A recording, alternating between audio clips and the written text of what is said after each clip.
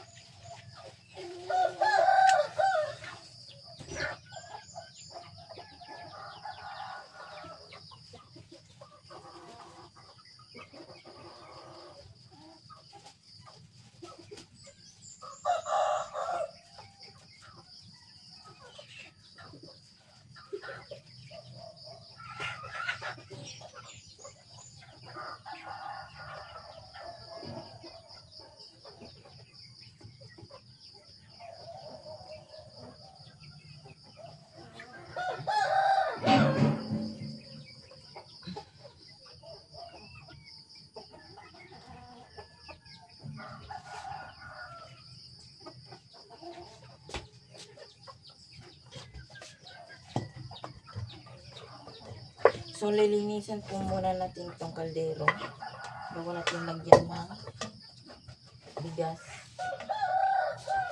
na ating isasaing.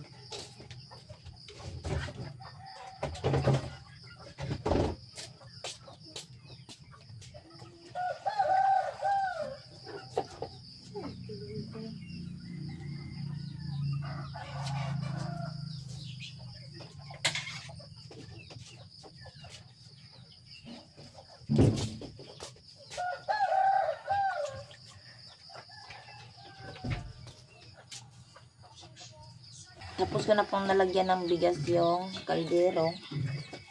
So, kailangan na po natin siyang paapoyan para maluto.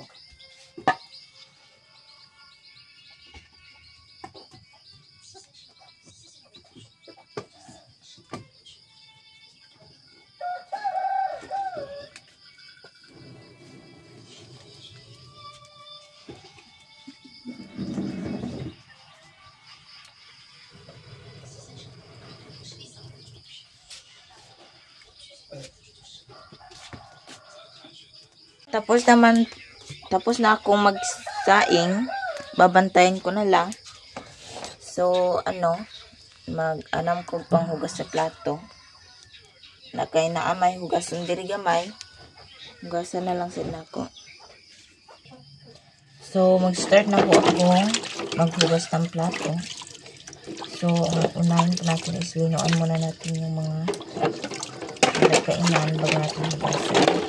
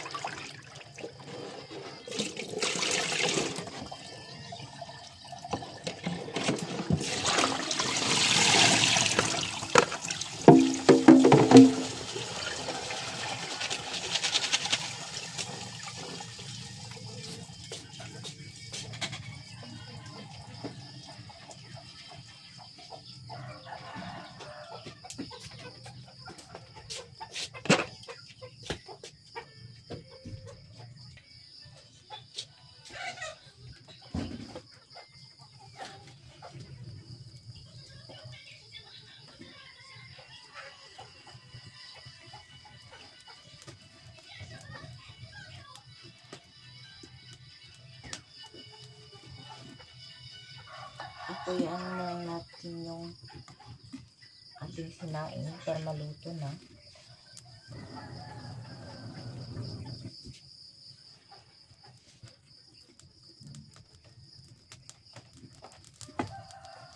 So, ang kahoy mong guys is dili pa kay siya ugas. So, dili kay siya kasiga. Munang gabalik-balik ko og huyop.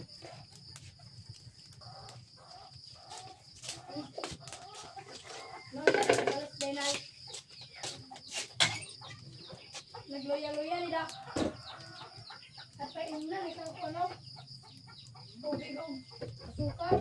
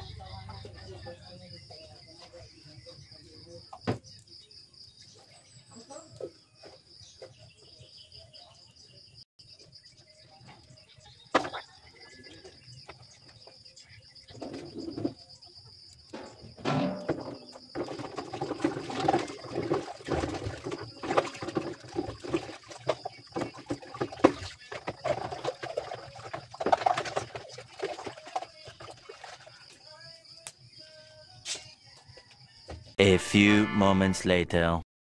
Guys, patapos na ho yung sinaing ko. Lilinisan ko na lang ho yung lababo. Tapos ko na pong linisan ang lababo, guys. Dahil ho ngayon ay tapos na ho ako maghugas at magsaing. Magpe-prepare po ako para sa lulutuin kong ulam para sa baon namin sa school. So, ang ipiprepare ko po guys is itong tocino roll. Babalatan ko muna ho bago ko i-separate para hiwain.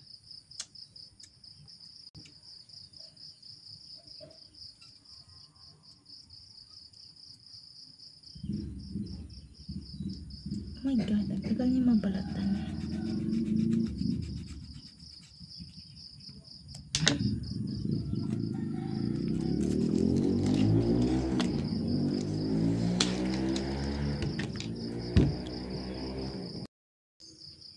So, ito guys, na-steam ko na kasi ito kagabi.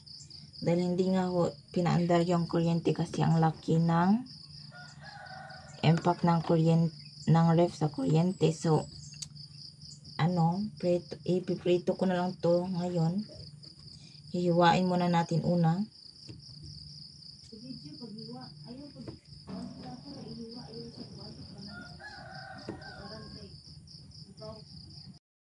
So, kagabi po guys ay hindi po to ni ref. So, in-steam ko lang po to.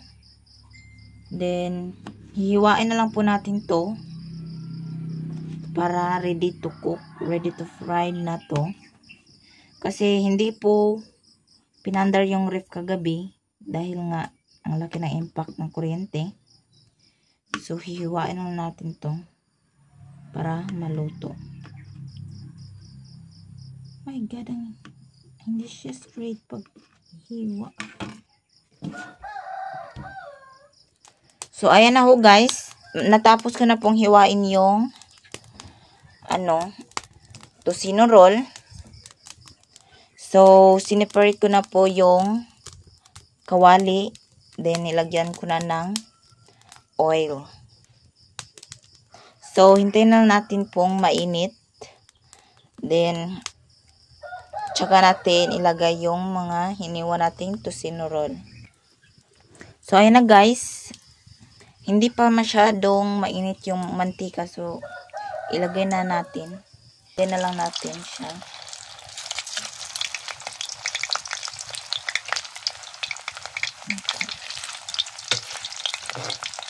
So, ilagay lang natin siya ng maayos. I-arrange natin siya ng maayos para maluto.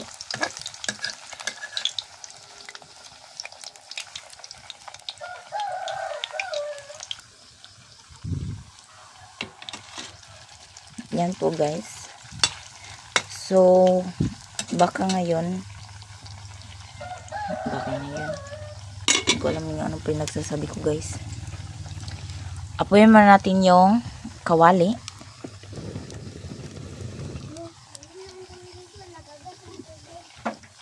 Ang pagdali diya. Hindi po natin siya masyadong patagalan para hindi po siya mapagod.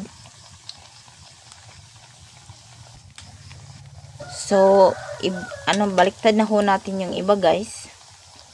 Kasi, sakto na ho yung kulay niya para mabaliktad. So, ganyanin lang ho natin. Huwag po natin siya masyadong ipapula. Kasi, ang pangit kapag masyadong siyang mapula. So, ito, hindi po muna natin siya ibaliktad kasi bago pa lang po siya nilagay sa oil. Kawali. So, ang importante po talaga guys is yung kalayo para maluto po yung ating lulutuin na pagkain. So, na yan guys. Nag-match na yung kulay nila. So, ibaliktad na ho natin.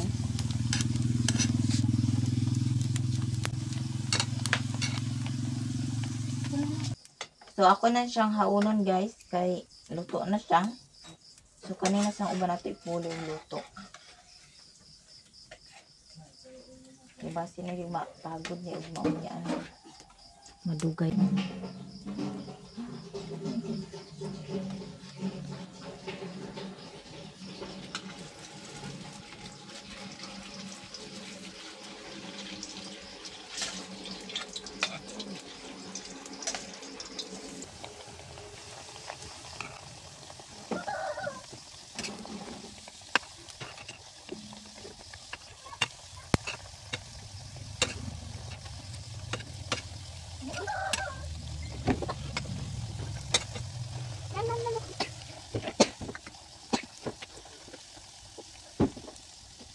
So, inang ho guys. Tapos ko na lutuin yung tocino roll. So, hanggang dito na lang po yung video ko guys. Please like, share, and subscribe. And please don't skip the ads guys. Bye-bye.